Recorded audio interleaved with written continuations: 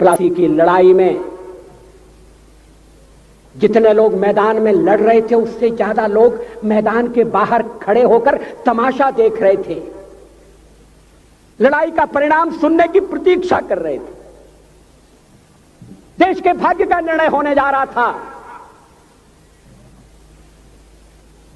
मगर उस निर्णय में सारा देश शामिल नहीं था। विदेश मंत्री के नाते मैं अफगानिस्तान गया था। आपको सुनकर ताज्जुब होगा, अफगानिस्तान के अपने मेजबानों से मैंने कहा मैं गजनी जाना चाहता हूं, गजनी।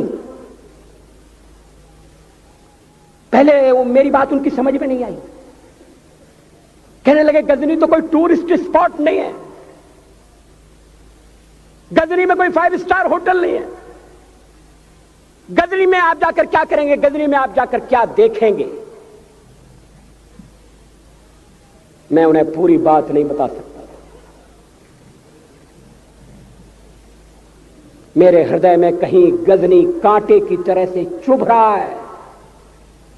जब से मैंने गजनी से आए एक लुटेरे की कथा पढ़ी है और किशोरावस्था में पढ़ी है, मैं देखना चाहता था वो गजनी कैसा है।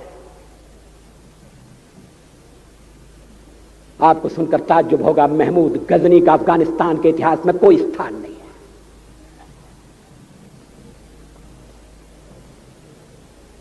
गजनी छोटी सी जगह है, छोटा सा गांव है। कल्पना करिए सैकड़ों साल पहले वहां धूल उड़ती थी, झोंपड़ियां थी, मगर एक लुटेरा लुटेरों को इकट्ठा करता हुआ सोने की चिड़िया को लूटने के लिए चला आया। आपस की फूट से जो राजा है वो लड़ेगा, जो क्षत्रिय है वो लड़ेगा। हमने समाज के बहुत बड़े वर्ग को लड़ने के अधिकार से वंचित कर दिया। हमने उन्हें हथियार नहीं उठाने दिए। मार्शल नॉन मार्शल के आधार पर हमने समाज को बांट दिया। वो लुटेरा सोमनाथ के मंदिर तक चला गया। पुजारी देखते रहे। मंदिर की पूजा भक्तों को करना पड़ती है। मंदिर तो एक प्रेरणा का केंद्र है। मैं देशपांडे जी की तरह से नास्तिक नहीं हूं, मगर उनकी नास्तिकता में भी जो आस्तिकता है मैं उसका आदर करता हूं, उसका सम्मान करता हूं। वो जिस आत्मविश्वास से नास्तिक होने की बात कहते हैं,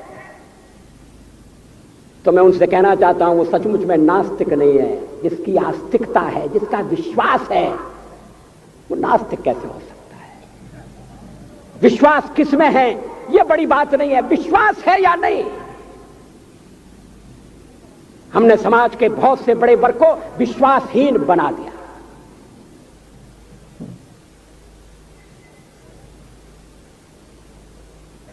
लोगों ने हथियार नहीं उठाए, वेद पढ़ने के दरवाजे बंद कर दिए। इसलिए हम पादाक्रांत हुए। अफगानिस्तान में मैंने एक बात और देखी। मुझे जिस होटल में ठहराया गया उसका नाम था कनिष्क। अफगानिस्तान एक मुस्लिम देश है। मुझे बड़ा ताज्जुब हुआ। मैंने कहा कनिष्क यहां कहां से आया? तो मेरे साथ अफगानिस्तान के विदेश मंत्री थे। मैंने कहा कनिष्क आपका कौन लगता है, कनिष्क से आपका क्या संबंध है? कहने लगे कनिष्क हमारा पूर्वज है, कनिष्क हमारा पुरखा है। He was one of our forefathers।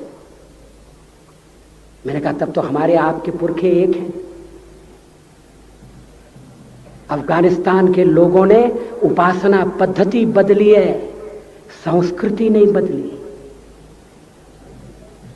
आज के भारत के परिवेश में यह सुनने के बाद थोड़ा विचित्र लगता है। हमारे यहां तो धर्मांतरण के साथ राष्ट्रांतरण होता है, ऐसा दृश्य दिखाई देता है। पड़ोसी देशों में ऐसा नहीं हुआ। अभी राम जन्मभूमि का मामला चल रहा है। एक विदेशी आए, कहने लगे राम जन्मभूमि का क्या झगड़ा है? हमने कहा इस पर विवाद हो रहा है कि श्री राम कहां पैदा हुए थे, और जहां पैदा हुए थे वो स्थान उनके मंदिर के लिए प्रयुक्त किया जाए या न किया जाए। वो इंडोनेशिया से आई थी, वो मुसलमान है। कहने लगे हम तो समझते थे कि राम के लिए सारे भारत में आदर होगा, सम्मान होगा। हमने कहा ये आपने कैसे समझा?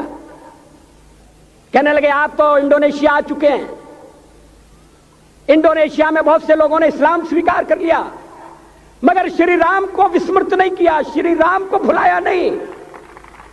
इंडोनेशिया के बाली द्वीप में 1 महीने रामायण की लीला होती है। मैं उस समारोह में जा चुका हूं।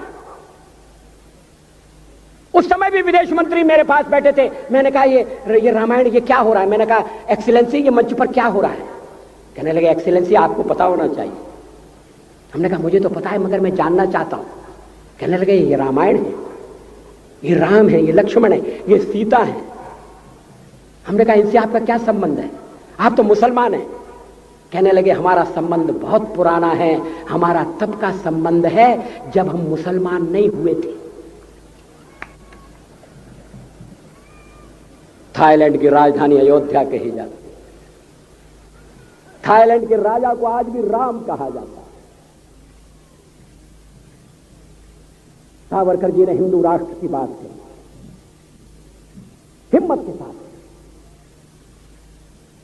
बुनियादी तौर पर भारत हिंदू राष्ट्र है।